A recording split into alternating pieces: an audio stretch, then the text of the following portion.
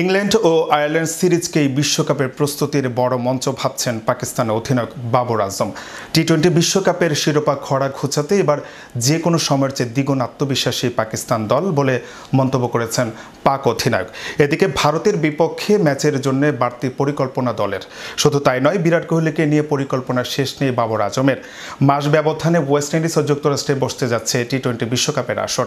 ইতিমধ্যে বিশ্বকাপের জন্য স্কোয়াড ঘোষণা, প্রস্তুতি আর দল গোছাতে মনোযোগী দলগুলো। বিশ্বকাপের প্রস্তুতি সারতে দ্বিপাক্ষিক সিরিজও বাড়তি মনোযোগ দলগুলোর। আর পাকিস্তান দলের কাছে তো ইংল্যান্ড ও আয়ারল্যান্ডের বিপক্ষে সিরিজে দুটোই প্রস্তুতির বড় মঞ্চ। আর সেই দুই সিরিজে ঘোষিত স্কোয়াড নিয়ে বিশদ ব্যাখ্যা দিলেন অধিনায়ক বাবর আজম।